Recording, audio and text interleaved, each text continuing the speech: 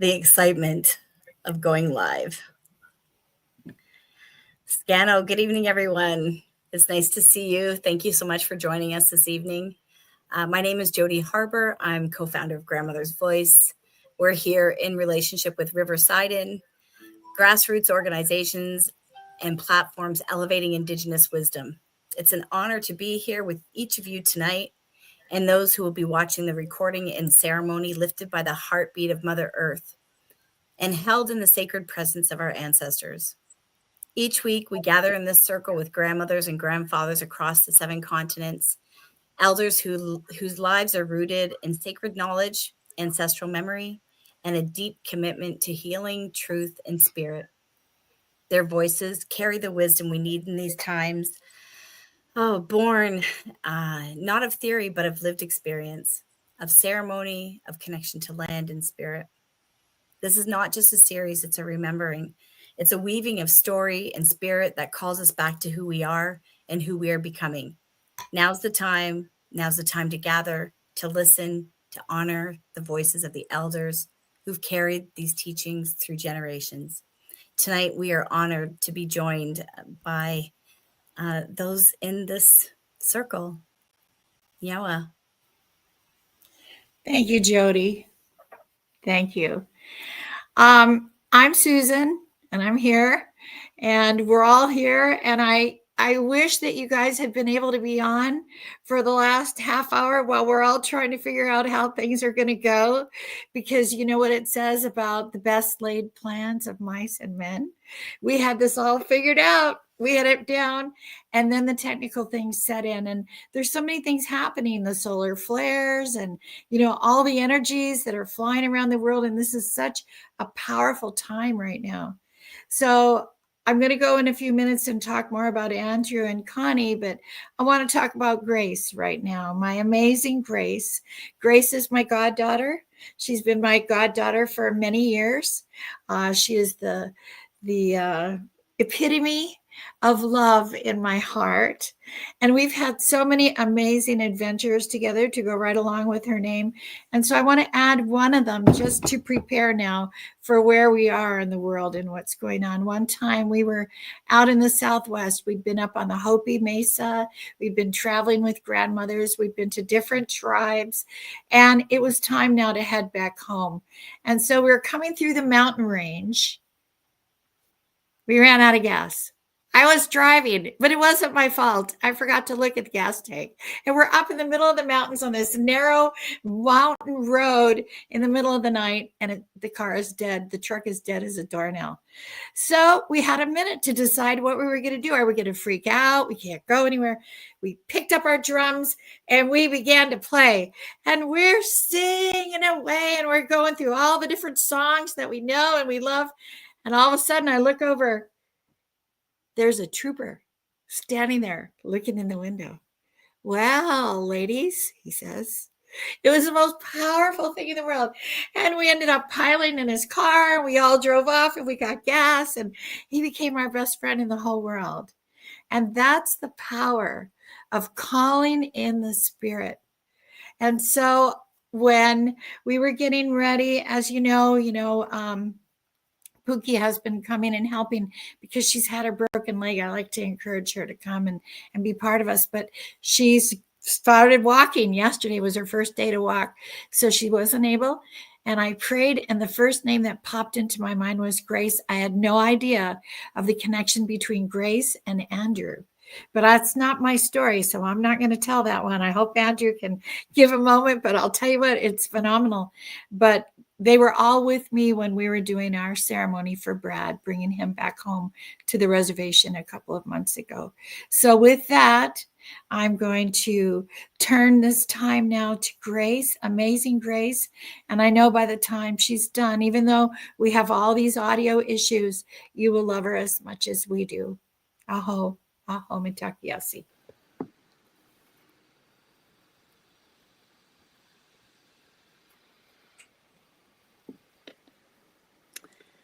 Well, good evening, everybody. I'm the one that's been having a lot of technical difficulties. So I heard about a half of what Susan said, but I'm just looking at her beautiful face and I just love her so.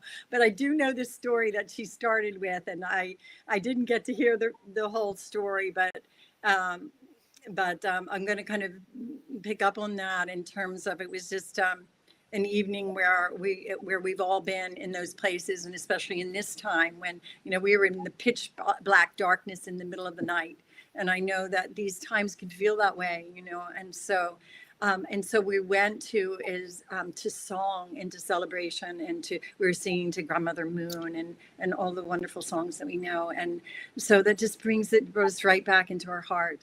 And so this is where that it's the connection, right? It's the deep connection with one another that will bring us through these times. It's that place of saying, I know you and you know me, and there's really just one of us, right? The namaste. And so I was really excited about when I saw that it was Andrew and Connie going to be on tonight, because we what Susan said, just how Andrew and I found out when we were in Rhode Island at Susan's husband's memorial on the Narragansett tribal land. And it was an unbelievable, beautiful ceremony there. And we got to participate in that, and that we got to hold Susan in that sacred way during that time. And Brad Stanton Walking Bear was brought to his land, right? And so this is what that's all about with the Indigenous is the land, and that there's no separation between us and the land. And so I had the opportunity to kind of got to talk with Andrew and Connie, and it turns out that Andrew and I actually knew each other way back in the 70s. A teacher that we had, Pirvalayat Inayat Khan, who was a Sufi teacher, and brought his father, Hazrat Inayat Khan, who brought Sufism to the West, which was about the unity of religious ideals. And this is what, when that place, when we're beyond, when we look for our commonalities and the places of our union and our places of connection. And when we connect with one another, this is what makes the difference. It's the connection of our hearts, and then through that, we're able to bring each other along, but it's always through our connection, right? So I want to say thank you, and I'm so grateful to be here. And I'd like to begin by opening sacred space. And so I'm going to be seated, but I'm going to just sort of point in the direction, right? So we open the directions beginning in the south, winds of the south, the place of humbleness, the place of beauty, the place of us knowing that it's the sacred life that we have, that it's our human hearts and the union of hands to hands, all colors, all nations, all peoples, everywhere. And then in that place in the south, in that humbling place, Serpent teaches us about shedding the old ways of the past that holds us apart from one another, thinking that we don't belong to one another.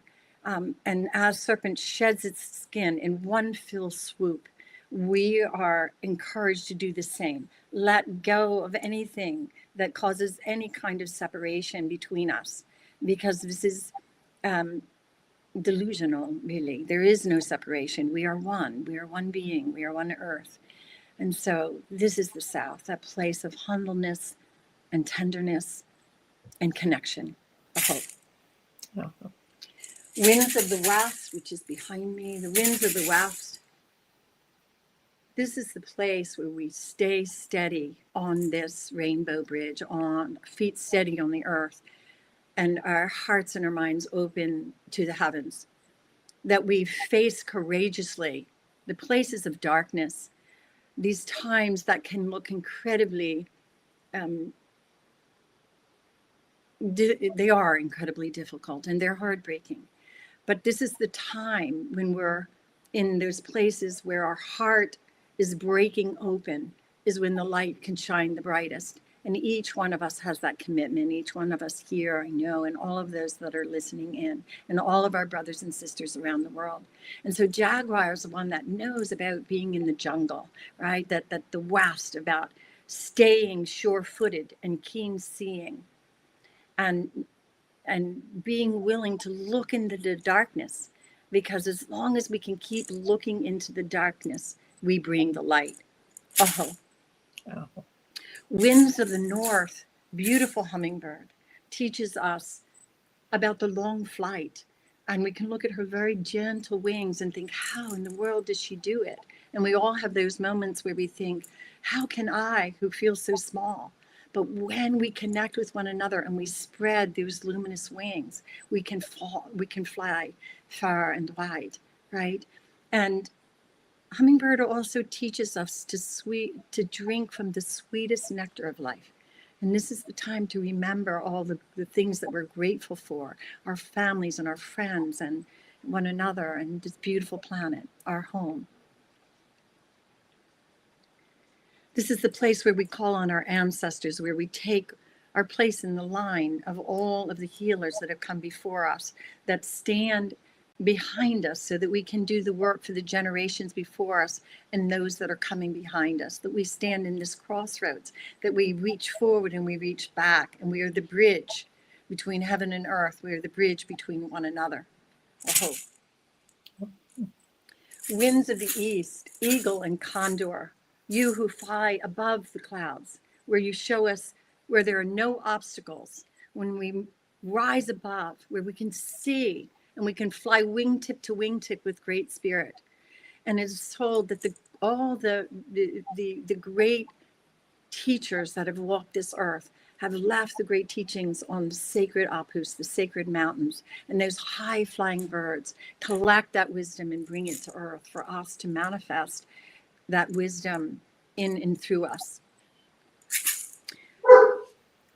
Thank you for the vision of the eagle, the heartfelt and the wide wingspan, so that we too can feel eagle and condor's feathers attached to our very spine, that we have no separation, that we can fly high above the obstacles, so we can see the true vision of unity, peace, wisdom, of liberty and justice for all. And we move to our beautiful Pachamama, our beautiful mother. Thank you, thank you, thank you for all of our relations, for the finned and the winged one, and the furred and the hooved, the two-legged, the four-legged, the tree beings, the plants, and all the animals. Thank you for all of our relations. Thank you for holding us tenderly. Thank you for giving us all the elements that nurture us and provide the very air that we breathe, the fire that keeps our bodies at the right temperature, and where we can place our offerings in the fire, and whatever we put in the fire is transformed. For the waters, the waters that are within our own bodies, the waters that we drink and bathe in, the waters that we swim in, the waters that we anoint each other with, that this is the place where we are held.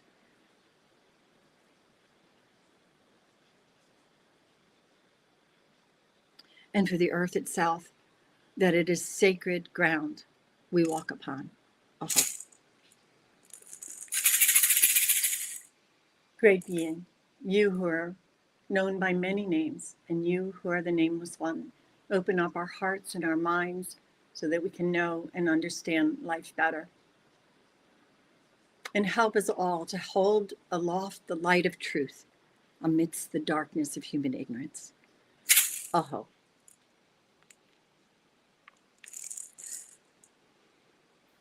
And as we're in this sacred place and we're in this time of prayer, and all of the winds of all the directions in the earth and the heavens are supporting us, that we remember that our brothers and sisters in Jamaica right now need to be held in great tenderness, and that they will be spared, and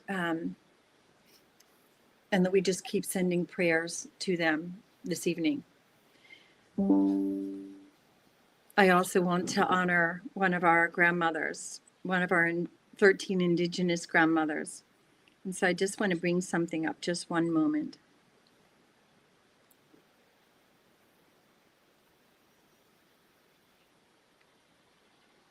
So this is one of our International Council of 13 Indigenous Grandmothers. This is Yunse Rita Long, visitor Holy Dance. She is an Oglala Lakota elder, and she's born on the Pine Ridge Reservation in South Dakota. And she has journeyed to the spirit world on October 24th at 10:37 p.m. She is she is the eldest of the Indigenous grandmothers, she being 100 years old as she crossed that rainbow bridge.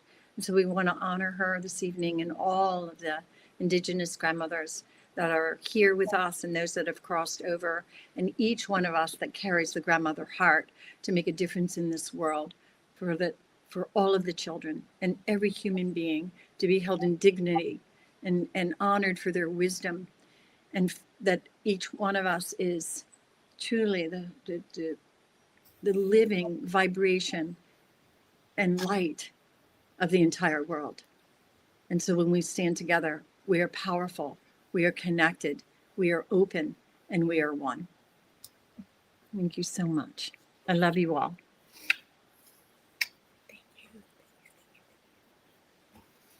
Thank you, Grace. Thank you so much.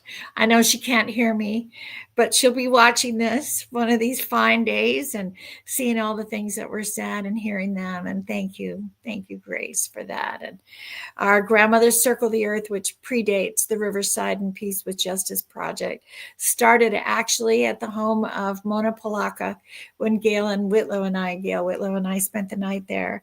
And she's one of those 13 international Indigenous grandmothers as well. So we're all connected. There is no place that we're not. And that's the beauty of it. And as we now step into this circle here with Connie and Andrew, I brought with me this time our grandmothers, Crystal, that traveled the earth with us wherever we went and took us all around the world to the many places that our grandmothers have been and gone and are still there now. And I'm going to be passing this energy over to them to be able to be with them as well this night. And I love Connie and Andrew. We've had so many fun things that we've been able to do. They've been here on the Mississippi River at Eagle's Nest, and we've been, like Grace was saying, together up in Rhode Island on the tribal grounds there. But they've been in my heart for a long time. We've been up at Menla, the Buddhist Center up in Phoenicia, New York, together with Glenn Aparicio Perry doing a dialogue circle, and they're just phenomenal. So I'm not going to take any more time. I'm going to just pass this to them, and I don't have to say any wonderful things about them because you're going to see them all. So aho, here's the grandmother, and you guys just take it now. Thank you. Well, thank you, Susan. What a treat, what an honor to be with you and with your community and speaking from the heart of the mother to all. And we just are just thrilled to be included. And so. Yeah, here we are. Thank you, Susan, and thank you, Grace, and thank you, Jody, for the beautiful, beautiful introductory sacred setting of this beautiful grandmother space. And as a grandfather, you know, we grandfathers love the grandmothers more than probably anything else on earth. It's just the way it is. Yeah.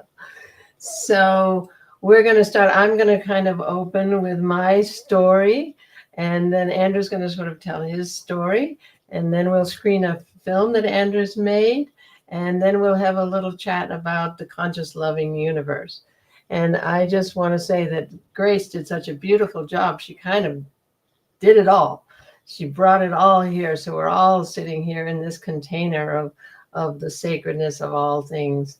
And I just want to tell you that my journey into this knowing of what the indigenous peoples are carrying for humanity for these times. And it's just so exciting to see them come forth now in their hearts and bring that beauty that's in that Indigenous heart to the world. And that's what these people are doing on this series of Grandmother's Voice. It's the highest universal knowing of that we are all one, and a time of forgiveness, a time of going forward.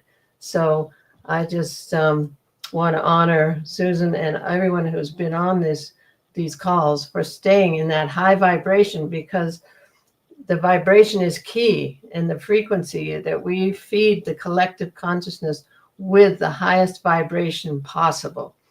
And amongst our healing and growing and learning and accessing our heart, we just, it's a roller coaster ride, but if we can just feed that collective with the highest vibration, we will lead the collective into shifting into that reality that we know is possible, that we know is coming. And for me, it's an absolute. There's only the coming of peace on earth and heaven on earth. And I trust that to the utmost. It's just how I see things. And when you see it that way, the circumstances have a different perspective. You see something, it's serving. It's got to be serving. There's a secret purpose of history. So what happened with me and what brought the Indigenous people into my life was I was seeking the missing pieces of our paradigm. It never worked for me as a child. I just felt that we were out of balance. And I went seeking in my teenage years, I went seeking the missing pieces of the paradigm. And I went to Europe looking for them because I had taken up with a Olympic champion skier who was very disciplined and very different from my culture. But what I found over there in Europe was just the same thinking. And when I came back, I was in Santa Fe, New Mexico, and I picked up a book by an Indigenous person, Native American. And I'm like, oh my goodness, 500 Indian nations have something, have an expanded understanding and have a connection to the oneness and sacredness of all life. And that just influenced my life. And I started going and listening to various Native people in Santa Fe. And then, as I had my children, I knew I had to raise my children in alignment with this knowing. And we were on the outside looking in for so long because we were just going to stories and stuff in Santa Fe. And then in the 90s, well, actually in the 80s, my body shut down and sent me on this journey into my destiny. And these Native elders started coming into my life, and these visionary elders, and I got it that what they were talking about was the true nature of the universe. And everything that I heard them say, I'm like, oh, okay, that's what's happening. With the giveaway, in the Native way, the giveaway is foundational. And I'm like, okay, that means we're going to stop hoarding. We're going to stop being this greedy business, because we're going to know there's more tomorrow, like the Native people. So it just became absolute for me that what they were seeing and knowing and being in their essence is the true nature of the universe. And just the whole concept of abundance, more abundance than we can fathom. And Jesus was a way shower into this way of being, with the loaves and the fishes. And so that's my journey. And I'm watching it now unfold as the old systems are breaking down, those systems that weren't aligned with universal law. And in fact, grandfather Wallace Black Elk, when he first said, he commented on man-made law. I'm like, man-made law? No, that must mean there's something other than just these laws that we think of. And that's universal law. And so now, as we're opening our hearts and moving forward into this higher frequency, because the earth has been in a lower frequency, and we've all been responding to that frequency. All races of man, the red, the yellow, the brown, the black, and the white. everybody has been responding to that lower frequency of separation, of scarcity, of fear. And now as the vibration is rising, we're getting more information. We're seeing that we are one. We're seeing and understanding that there's another way of being in this frequency. And the contemporary science now, leading edge science, is actually proving what the indigenous peoples have known. And so as we bring the science together with the heart and spirit of the indigenous people, we bring in a new way of being on the planet in this higher frequency. And we call this frequency the trust frequency. And so that's just my story. And so, Andrew, do you have a story to tell?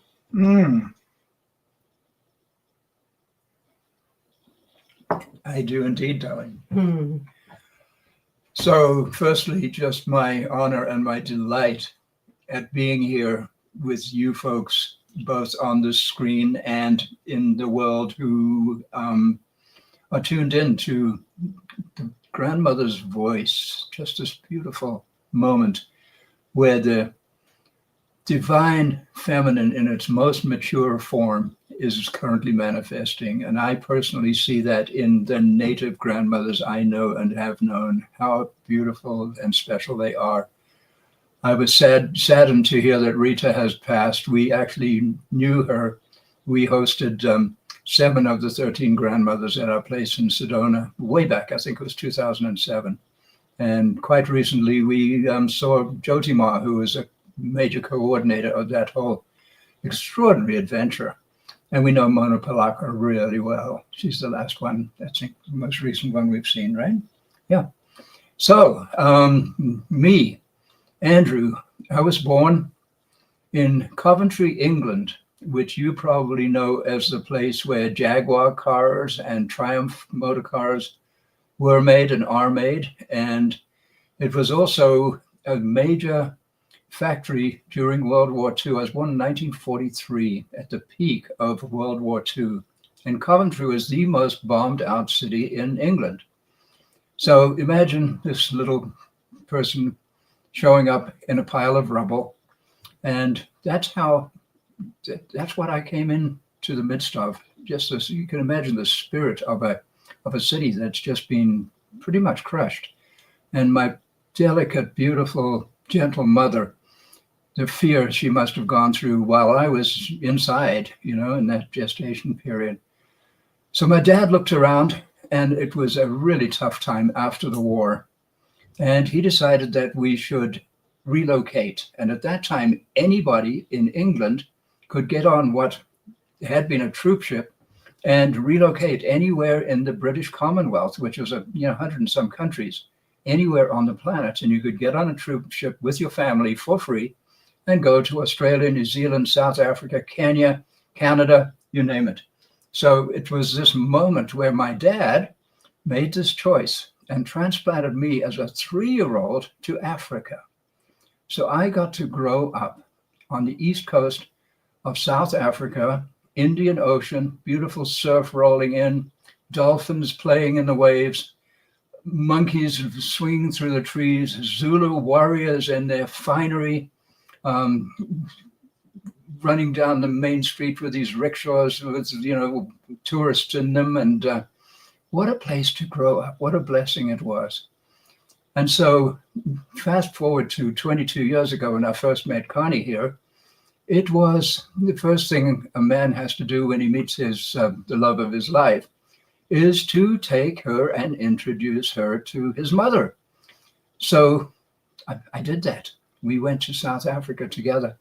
And having met my family and being loved and accepted by my family, that was rather special.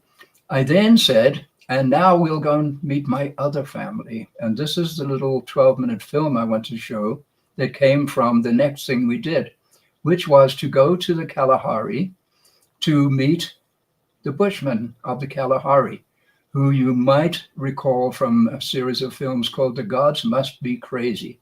Those very people, cousins of those people in that film, who I happen to have been working with, in a previous relationship, formed an organization called Indigenous Heritage, and we're actually part of the United Nations in 1994, the United Nations Year of the Indigenous people, and had the honor of bringing some Bushman art to that event in New York City. So Indigenous has been a big deal for me. And I think I'll mention something from my academic background in South Africa. I grew up with a very good, the British, the Oxford, Cambridge educational system. And at first I was a scientist. And once I graduated with my science degrees, I started teaching chemistry and mathematics and physics and studying something that I was actually much more interested in, which it was humanity.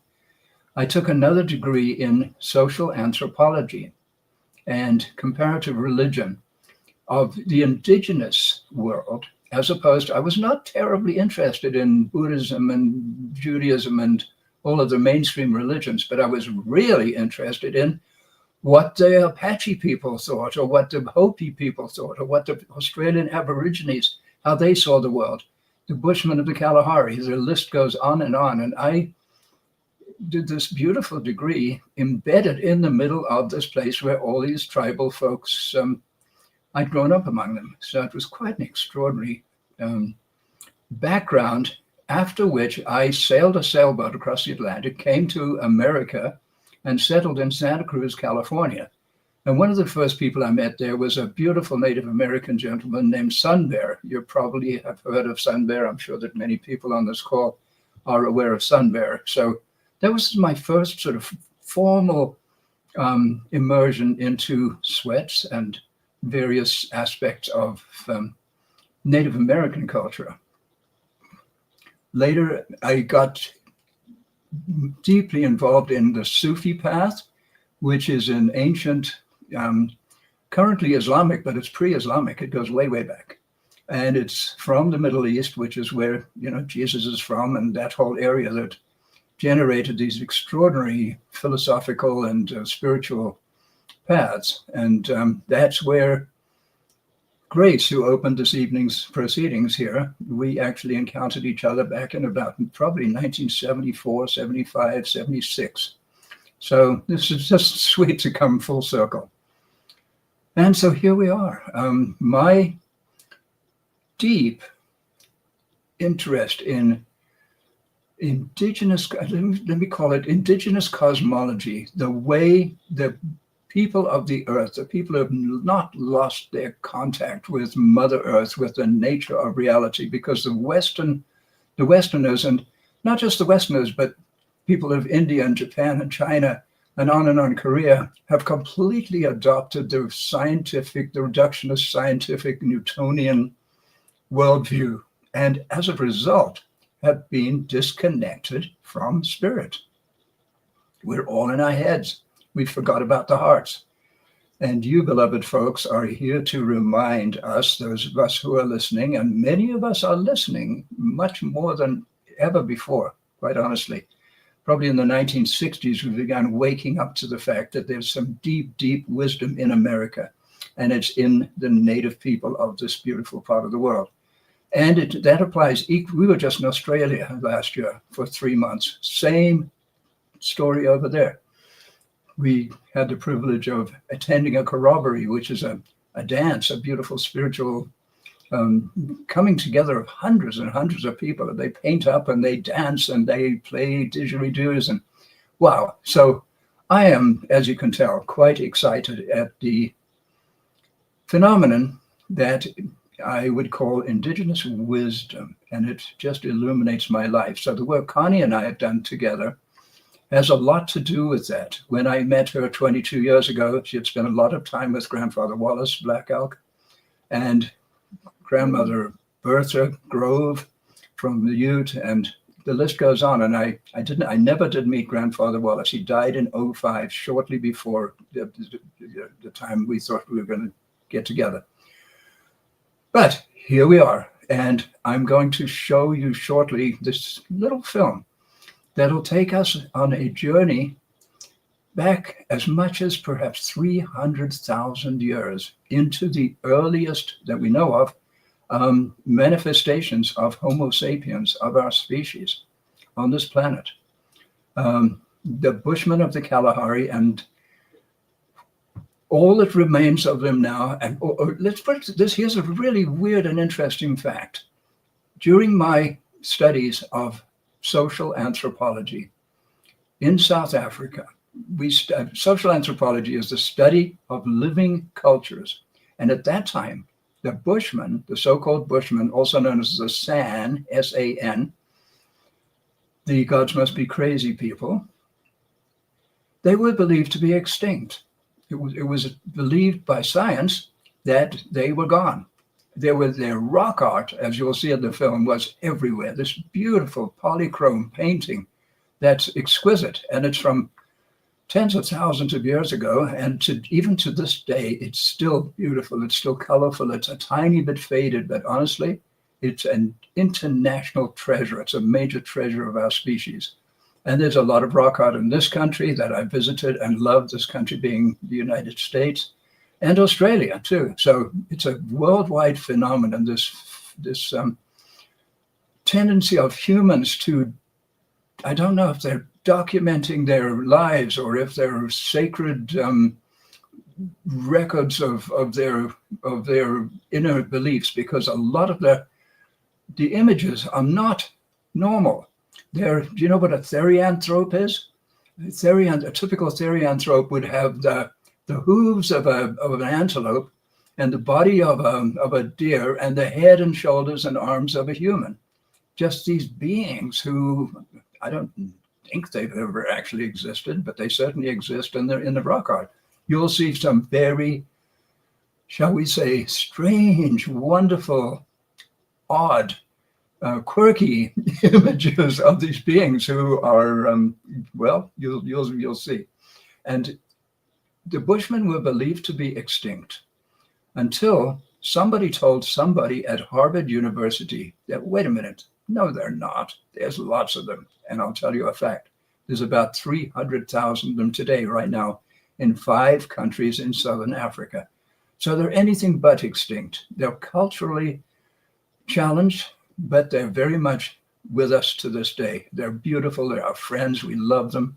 And Harvard in 1956 sent an expedition to Africa, to Southern Africa. And it was very difficult to make contact with the Bushmen, but they did, and they succeeded. And they shot some black and white 16 millimeter footage that I was able to purchase from Peabody. What is Peabody? Is it university? Peabody Museum of Harvard University, right. So you'll see what I did with that, with footage that we shot in the Drakensberg, the Dragon Mountains, mixed with this footage from Southwest Africa, this black and white archival footage. So I'm going to leave it at that. And I really look forward to, don't approach it from, and I know you won't, from an intellectual standpoint. It completely comes from the heart, comes in through the eyes and just illuminates the heart. So I'm looking forward to sharing that with you. Thank you. And he took me to the Kalahari, and I met those Bushmen, and they welcomed me into their hearts. And I said, I have never been loved on in my life like I was loved on by those Bushmen. I didn't speak their language, but they were stroking me and loving me. It was such a treat. And our film, In Search of the Future, What Do the Wise Ones Know? Our 2007 film opens in the Kalahari. We were fortunate enough to attend a dance. What do you call their dances? Trance dance. Trance dance. And so we highly recommend you go and watch our 2007 film, In Search of the Future, What Do the Wise Ones Know?, which is on our website, insearchofthefuturemovie.com. And right now we're working on another film, In Search of the Future 2. The only way out is up in frequency and vibration into a new reality, that where we're headed. So are we going to screen? I think we should do that next. What happens, by the way, in the trance dance of the Kalahari Bushmen, is they dance and dance and dance around a fire, on and on for 5, 7, 10, 12, 15, 20 hours until suddenly spirit takes them. And what they experience is that ropes of light descend from the sky, and they can climb those ropes all the way up to God's house, and where they'll sit with God and tell them what's going on with the family. So-and-so's sick, so-and-so beat up his brother, and so-and-so managed to poison themselves with one of their poison arrows, whatever it is. And then they'll come back down that rope, back into the community, and this amazing healing ritual begins. And you'll see that in the black and white archival footage from 1956. So that's 75 years ago. So Enjoy. And we'll come back and have a little glance at the conscious loving universe. Yes, we will. All right. Thank you, friends.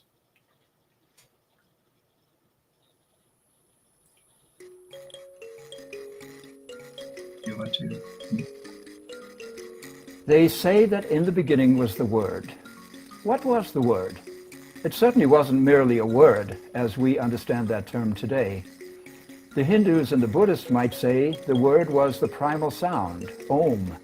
But there weren't any Hindus or Buddhists around back in those days. What if the Word was not a word we would recognize as such today?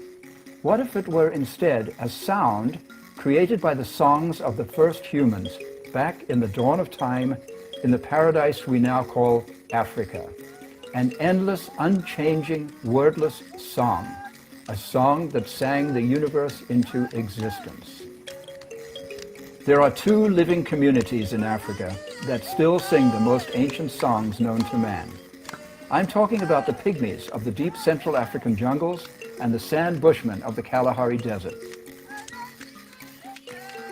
The power is like a fire. Usually someone must put the fire into your body. A few people receive the power from the big God, while others receive it from another person. When the power comes into the dance, we feel it come into our hands when we clap. We feel something in our hands and in our bodies.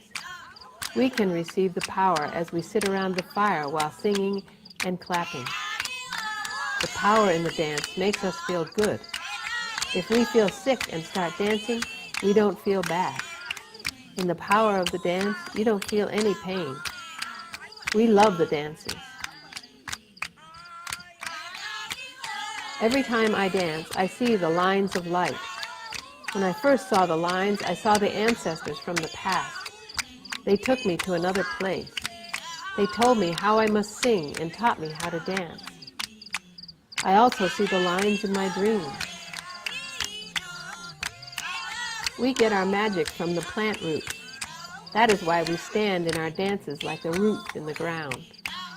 Our magic comes directly from the big God. We also get the power from our mothers. The giraffe medicine also comes from the big God. That is what our men practice. Now, when we have a strong dance, we can be taken to God and the old ancestors and bring back the world that used to be here. When we bring that world down, everyone dances on everyone else's back, the backs of our fathers, mothers, grandfathers, grandmothers, and all of their ancestors, all the way back to the big God. To know our spiritual world, you must know about the lines of light. They bring us all kinds of special magic. They make it possible for us to feel a special connection to another person. There is a line of light that connects you to another person. When you see it and feel it, you become a brother or sister to that other person. From that point on, you will completely understand the other person. This experience can take place during the dance. You must look into their eyes in a strong way. If you are lucky, you will feel and see the line of light that connects you, and the two of you will come together in your heart and mind. Over the years, missionaries have come to visit us. They look at the dance from the outside, but they don't go inside it to see what we are really doing. We believe that their God is the same God that we know. When they talk about the Son of God, it is the same Son of God that we have always known. We love God, and we love the Son of God. When we dance and go into the fire, it is possible for us to feel like we are stepping inside the Son of God. That makes us very happy. We see the light of God. We don't need a book to know about God. We learn from the big God. He teaches us to dance and to dream.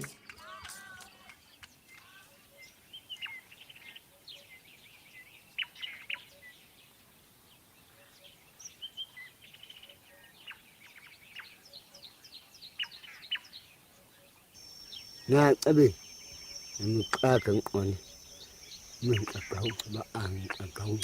Iba nga bu chelo ka si. Tambi, tam, tam. Mang ak tam. Ika bang mang ak tam.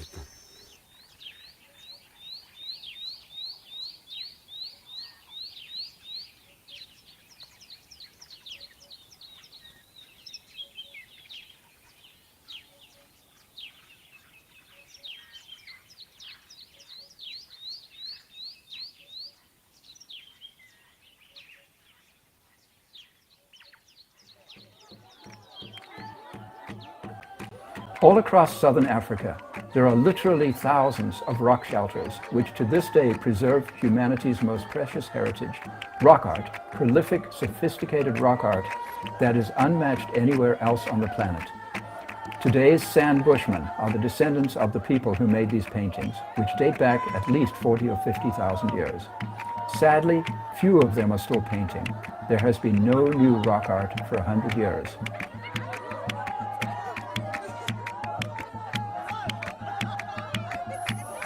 Anshikuro katrikata, tauka ka ana, kaka tunuka kahauba. Aka basingula katletaka iti kamuke. Aka kaba kaika nekha kadu taka haka kana domaka bamura kitaka. My joy and happiness comes from the spirit given by the big God to the Bushmen. It is what keeps us alive. To learn this spirit, you must live with us and come to our dances. That is where our spirit of joy comes to us. It is through touching one another that this spirit lives. We put our heads together, touch, hold, clap, and sing. Some people are more timid, so they only sit and clap, but they also receive this joy.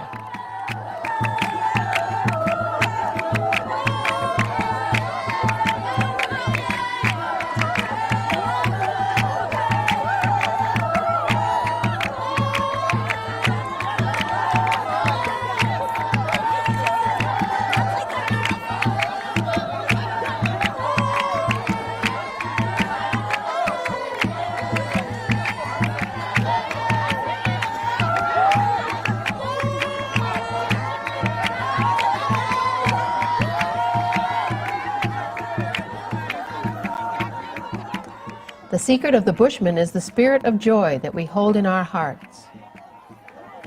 Each day, when I open my eyes and see the sun, I am happy. Even when I think about the poverty and hunger around me, I am still happy. I immediately start the day with manageable things, looking for food and water for our children. This is true for all Bushmen. We all think like this. Sometimes we feel sad about our needs, but it makes us grab our sticks and do something about it. We push our sticks into the earth and find a bulb to take a drop of water and let it touch the tongues of our children. We do what we can and we move forward. That is the Bushman's philosophy.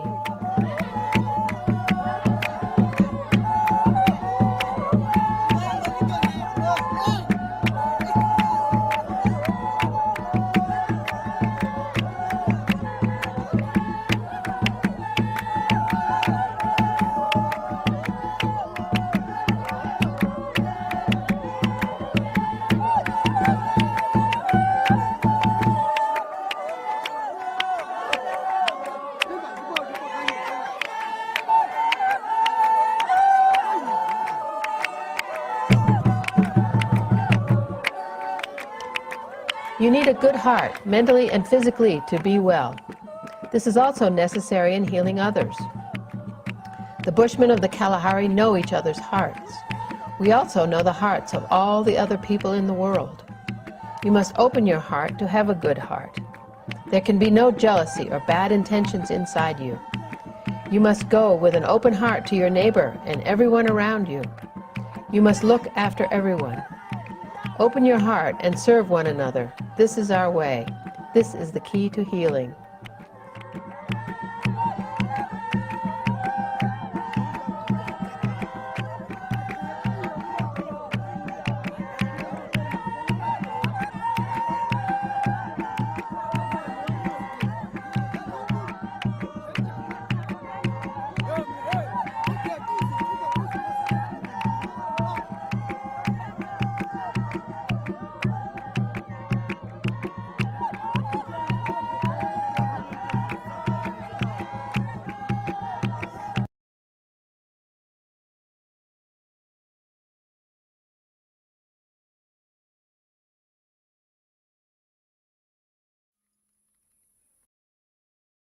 Is also necessary in healing others.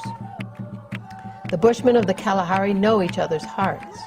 We also know the hearts of all the other people in the world. You must open your heart to have a good heart. There can be no jealousy or bad intentions inside you. You must go with an open heart to your neighbor and everyone around you. You must look after everyone. Open your heart and serve one another. This is our way. This is the key to healing.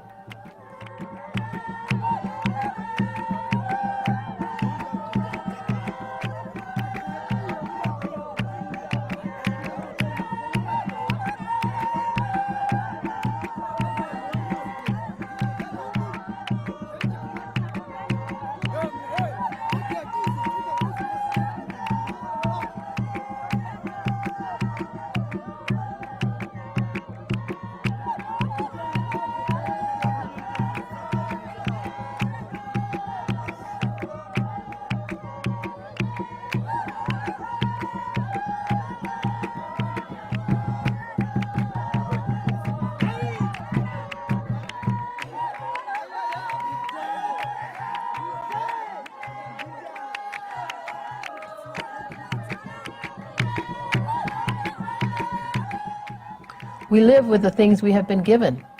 You can't get away from this truth. When you have the spirit of happiness, it will always be with you every day of your life. I can't give any direct advice on how to be happy. I can say that our women stand behind our men. When we support them, we are together and we are happy. To all those people who live far away from the Kalahari, I say, open your heart to others. When you do so, you will feel our spirit. It will make you dance, and it will make you happy. And then you too will be a Bushman.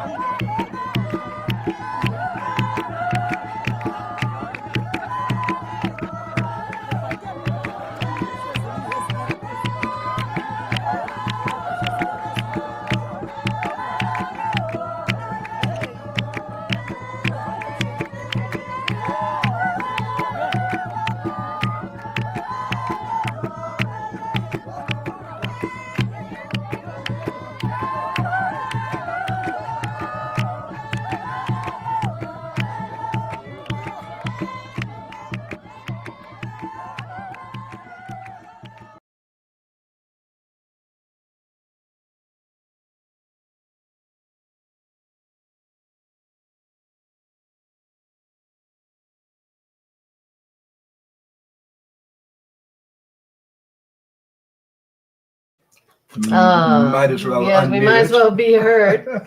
And that connection to all that is through the heart is so beautiful and so representative of that indigenous connection to the sacredness of life and to the ability to heal that we're going into now. As we rise in frequency, we're going into those abilities that we never knew we had, as the indigenous peoples have always been able to do, to heal and to connect with and listen to and learn from all aspects of creation.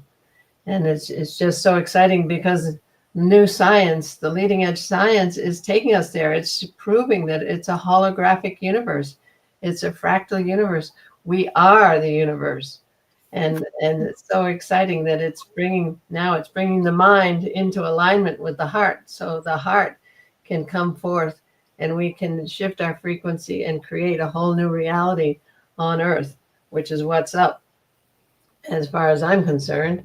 And everything's serving that. So yeah, beautiful film, Andrew. Grandmother Susan, any thoughts, any comments, any feelings? Oh, I have tons. My most profound feeling, I think, is that as I'm watching this, I'm thinking how grateful I am that you guys are here, that you have brought us into this whole world spectrum for what it is that we're talking about, where we're, it's the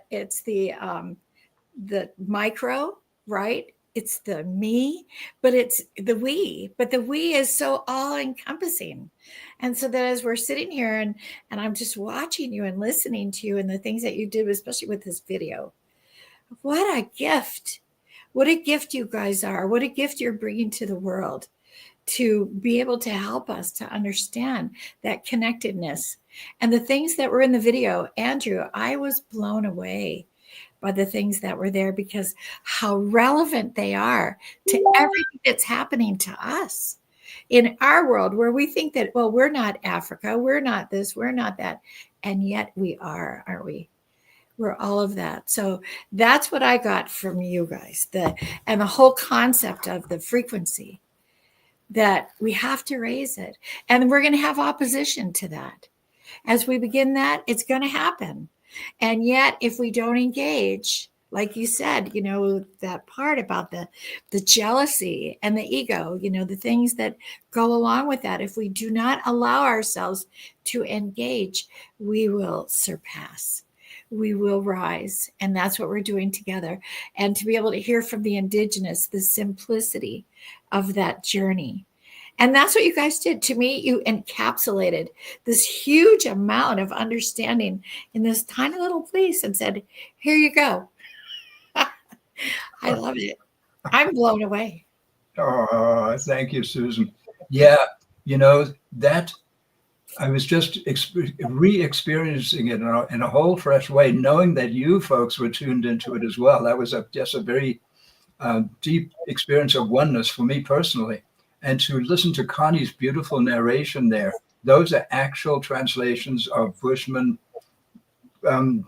statements about the nature of how they see the world and how they see society. Yes. And it's so simple. Yes. It's so completely simple, and yet it's so deep and so profound. To me, it's just a great teaching that we can all learn from, no matter who we are, no matter where we are.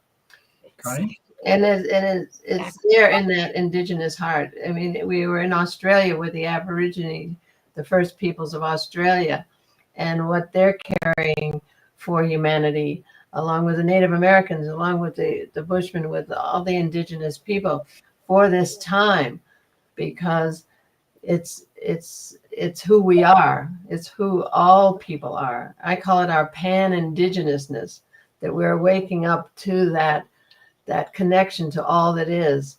And as I've said, as the frequency on the earth rises, we're beginning to see and know that we are one. And we're playing out these old patterns and old systems of behavior and old thinking. We can't legislate it out. We're playing it out right now. And just everyone just know that it's to serve that incredible opening of the human heart, that all of creation is awaiting the opening of the human heart and the love that we're carrying in our hearts. And that's going to affect all of creation, because we are all of creation. So it's all very exciting that the Indigenous knowing and the science is coming together, so that the mind and the heart can align and we can start to trust a conscious, loving universe. Yes. And so are we out of time, or shall we carry on a bit? I wanted to ask Jody if she had any thoughts at this point, just any reaction to the film. I'm in awe So thank you for asking for me, for my opinion. It was beautiful, and I apologize for the little technical issue. That's okay. Must be an evening for the four-leggeds because my dog ran up. So, but anyway, it was really beautiful, and thank you for taking us so far back into understanding that we're all connected. And I know we have some really great messages here. I don't know, Susan, if you wanted to, finish for this evening and then just let the people know that you can come back at any time and watch the conversation progress. I've shared a few of the links that both Andrew and Connie are connected to, the trustfrequency.net, and also the Search of the Future movie. So, I mean, it's been a really beautiful evening. Susan, it's up to you if you'd like to keep the conversation going. Well, here's what I'm going to say to that. We started an hour ago, almost to the very moment. And so what we've got, as Jody said, we've added so many things into the chat so that people can get on there, stay in touch, stay connected. How do you guys feel? Did you have more that you wanted to add? Do you feel like you've opened the door enough? So what do you feel? Tell me how you guys feel. Well, we'd be happy to share a little about our work with the Conscious Loving Universe to give people some tools for going forward in absolute trust of a conscious loving universe, which I got from the Native people, that everything has a purpose and that there's more abundance tomorrow. So we give away what we have because we don't own anything. We don't own the earth. We don't own our possessions. John Lennon writes about it in Imagine. Imagine no possessions, imagine no countries. We're going into a world that has never been on the planet before. And it's emergent, and it's coming from us all coming together. And that's what's happening as these terrible things are happening on the planet. It's really calling us forth into what your show is all about, is that healing and that higher knowing. And so we could go on a bit about it, but if you feel it's... No, I'm fine with that. I think it's really important. And I think that also the thought that came to me when Andrew had asked me how I thought was that we never know what our next week is going to be like. We don't know who the next speaker is, what they're going to say. We have no clue. We know who they are, but we have no idea. But what's absolutely phenomenal is that it layers upon itself as though it were completely planned. And so I personally would love it if you would continue on with that part about it. I think that's absolutely perfect. So yeah, I'd like to say one brief little thing. This is just something I've been thinking about lately. There are times in history when everything changes, moments in history. And this is one of those moments. We're in a moment as a species on this beautiful Mother Gaia planet of ours, where it's a very challenging time, and it's going to call for ultimate, infinite, unconditional trust in the process, in the loving universe, that we are supported. Whatever it may look like on the outside, what's going on the inside is the best metaphor I know is the caterpillar. There comes a time, you've spent the summer, you've been munching on all those leaves, you've grown fat and you're contented and you've stripped all the leaves off the tree. And then all of a sudden, everything starts to fall apart and you turn into a mush and you end up in this chrysalis. And if you open that chrysalis during that period, all you find in there is a sticky, gooey mess. Who is to know? Can the butterfly, can the caterpillar even imagine that it's going to emerge as this beautiful, one of the most beautiful beings the universe has ever manifested, the butterfly, and take wing and fly? And we are in that position. It's a good metaphor for us as a species right now. This is wake up time. It's grow up time. It's show up time. We have a choice. We have a voice. And we need to know that and remember who we are, because for most of us, we are much, much more than we could possibly believe. Absolutely. Absolutely. So we could just give you a little taste of our trust frequency 10 assumptions for a new paradigm, just for a takeaway for tonight. And that is that, you know, they say it's all love. Love is now on everyone's lips. It's all love. Well, what about those things we see as not love? How can that be love? Well, we resolve that paradox with these 10 assumptions that come from the indigenous knowing and from quantum science and from the Eastern and Western mysticism. It's really and plain common sense, we say, it's really a synthesis that's really foundationally from the indigenous understanding of the nature of the universe. And so we'll just give you a little something to take home with this. And can I say one word in there? You're gonna say And that. these are, Connie's talking about what we call the 10 assumptions. And why are assumptions important?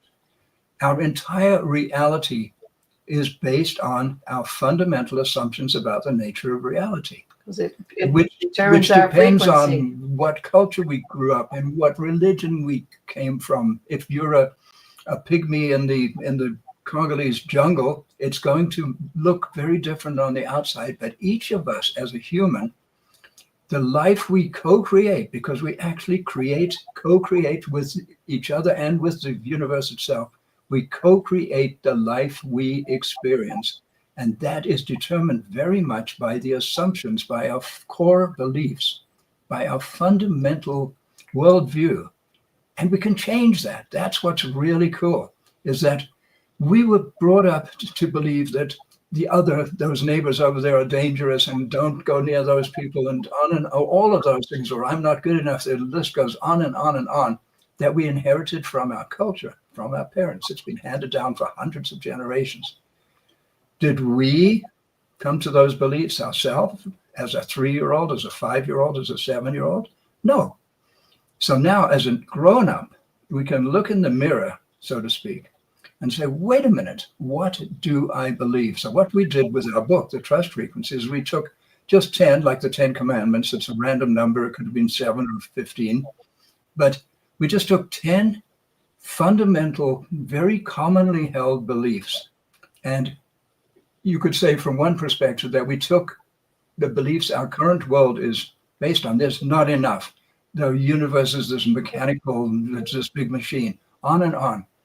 And we came up with alternatives. Now, there's another way of looking at that. I know Connie disagrees entirely. No way. I Yeah. saw this, and we just found the assumptions that the old assumptions We matched, okay. but the okay. native people. So because I did the writing in the book, and what I did, Connie had this beautiful articulation of wisdom that I had not encountered with all the Sufis and all the elders that I'd been with. When I meet this one, it's like, wow, Connie, you need to write a book. And guess who got to write the book? And I put a structure to it. And so there's 10 assumptions. My point is simply that we have fundamental beliefs that are outdated, are erroneous, and can be changed. And that's what Connie's going to present to us right now. Okay, that's fair enough? Yeah, sure. Because if you think about them and think about what people generally believe in the wider community, it's literally the opposite. It's almost like flipping current reality on its head. And it's a much, much more beautiful life when we do that. Yeah, the scientific paradigm disconnected us from our hearts and put us in our heads in a random universe. And what we do with this, these 10 assumptions, is we help us all understand that there is, in fact, only love. And that love is unconditional. We don't understand the nature of that love. Okay. And that love is so unconditional. It gives us everything we ask for. Okay. But what are our requests? Our consciousness. We have 7 A's of our consciousness that actually determine our frequency. Okay. So we couch it in, these are our requests to the loving universe, but in fact, It's vibration, it's frequency. And that's where different realities live in different frequencies. It's physics. So it's pure physics. And so here we have these 7 A's, and we have them in one sentence. And so listen to the adjectives that go along with them. They all begin with the letter A. Okay, and these are the aspects of our consciousness that determine our frequency and thereby our reality. And here they are. With expanded awareness and accurate assumptions, we choose our attitude, consciously direct our attention, align with our highest inner promptings, take committed action, and allow the loving universe to manifest beyond our wildest dreams. So that's a little toolkit you can take home and open that one up anytime you like, starting with awareness. And I just want to tell you what the first assumption of the 10. The first assumption is changes everything. We live in a conscious, loving universe. I'm the science guy. I was not taught that in high school or in college. I was taught that we live in what is essentially a giant, a clockwork machine, right? With maybe some sort of distant patriarch called God over there somewhere, right? Judging us every step of the way. Wrong, folks. Sorry. We live in a conscious, it's alive. A clockwork is not alive. It's alive. It's evolving. It's ever changing. It's eternal and ever changing at the same time. How's that for a paradox? Wow. And it loves us, and it supports us the way our mother's womb supported us when I was just a little tiny baby in that bombed out city in England. I was in a safe place. We are today in that very same safe place, held by the loving universe. But we have to resonate so that our reality reflects that. And then we'll just add one more thing, and that is our definition of humanity. That we are a collection of divine, autonomous, sovereign beings who have chosen to incarnate on earth on our journey to wholeness, self-love, self-acceptance, alignment with our divinity and our purpose. Okay, so we gave an overarching act of free will to come on earth on our journey to wholeness. And so the universe can show up and show us our light and our shadow, those parts of ourselves we don't love yet. So that's just really important. It takes us out of victim into beloved. And that is the big leap for humanity at this time, is to take that leap into that field Rumi talks about, out beyond right doing and wrong doing. There is a field. I'll meet you there. Okay, that's the key shift in consciousness, which is what you're bringing with this series. You're bringing that out beyond right doing and wrong doing. And the elders said to me, everything has a purpose. So I took that as absolutely true. Everything has a purpose. Everything in our life is happening for us, not to us. And we make that shift in vibration and frequency out of good, evil, right, wrong, victim, perpetrator, which is huge. It's a huge leap, but these 10 assumptions do that. So we suggest you go on our website. You can go to our website, thetrustfrequency.net/portal, PORTAL, and there you have our online ebook that you can download for free.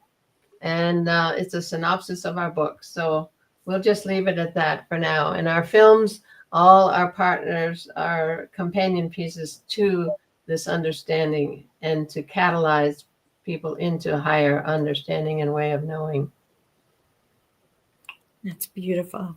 Thank you so much. Thank you. Wow. You guys travel the world and truly travel the world. And wherever you go, you leave your footprint, your DNA footprint. Okay, I want to say one more thing. Sure. And that is about the United States of America that's in a turmoil right now. Okay. And what I've been championing for decades is that promise the United States made to the world of liberty, justice, equality, and abundance for all. Okay, that I just finally figured out, because, you know, the elders talk about universal law and aligning with universal law. And I never really knew what universal law was. You know, I've been touting it forever. You know, we're out of alignment with universal law, etc. And then in Australia, I got it with the First Peoples of Australia. They were so reflecting the Native understanding, Native American, but I got it that the promise that the United States made to the world is in fact universal law, liberty, justice, equality, abundance for all. So we're in the process, and I think it has to do with the land that is the Americas, and that the Native people who are custodians of this land have a key role to play.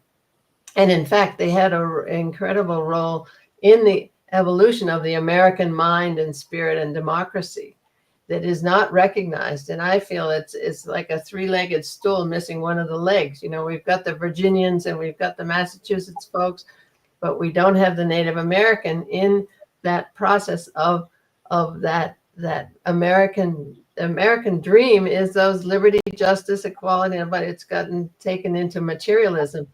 But we do a lot of work around the founding of this nation, the spiritual origin of this nation, and the role of the Native American in that.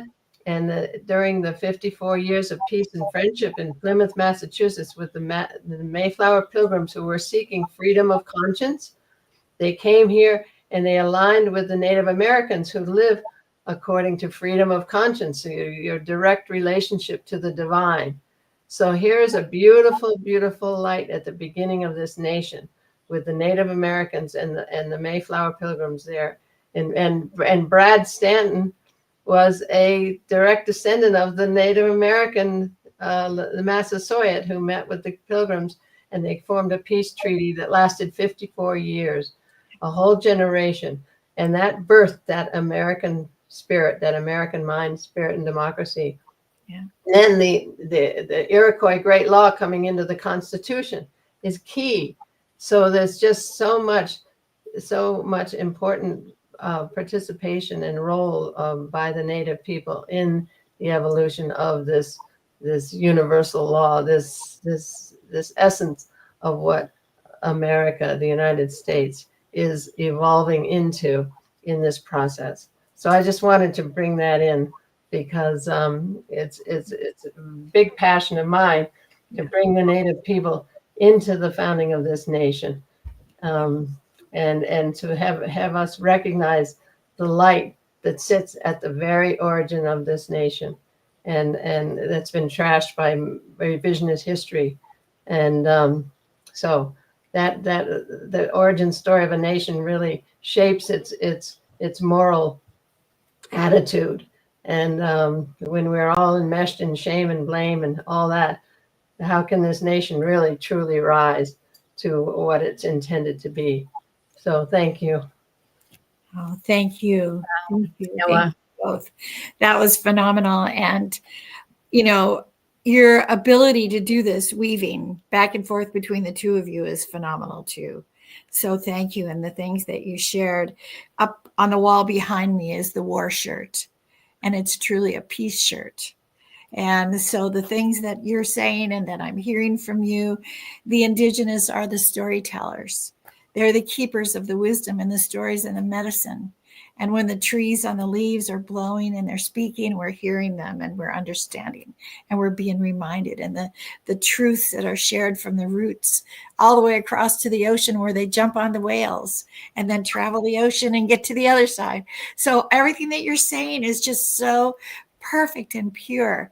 But what I love is that you're able to bring this all together, because it is all of us, all four directions, all four colors, all the ages, everything. It's all on one hand, the hand of the Creator.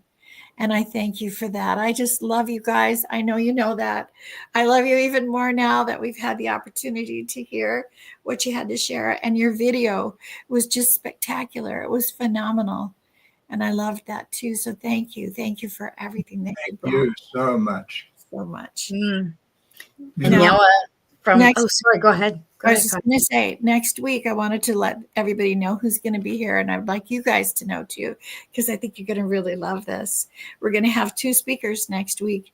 One is Maggie Sale, and you're going to love her, Andrew. She's from Glasgow, and she is a wild thing.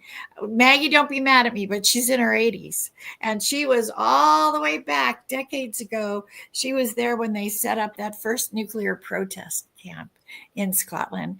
She walked hundreds of miles as a single woman alone. She's amazing, phenomenal woman. She's got more courage than anybody that I ever met. And she's going to be speaking. You don't want to miss her, Maggie Sale. And then speaking as her masculine counterpart. It's really interesting how we got that balance, because here's Maggie in Glasgow, Scotland, and here's John Glass, Cherokee, Oklahoma. And he is amazing because he is the quintessential storyteller. And so when you hear the two of them, how they have the 2 wings on one bird, the left brain, the right brain, how they see things from their perspectives, and yet they are one and the same. So I invite everybody, especially you guys, to be here next week for John and Maggie, because it's going to be wonderful. You're going to love them. I like that. With that, and everybody's good, I'm going to go ahead and I'm going to thank everyone. And we don't close because we never close. We're like the river. We just keep flowing. And so now I'm going to hand the feather over to Jody, and she'll take her part. And ahomi takiasi, aloha ke akua kuliana. Thank you so much. Blessings. Thank you. Much love. Woo. Nyawa, thank you. This evening was so beautiful. There are some really beautiful comments here, so I really hope that the 2 of you take some time to visit that, the comment section. The vibration I can feel through. I mean, it doesn't matter. And I felt like this when we were trying to get set up since like 7 p.m. my time.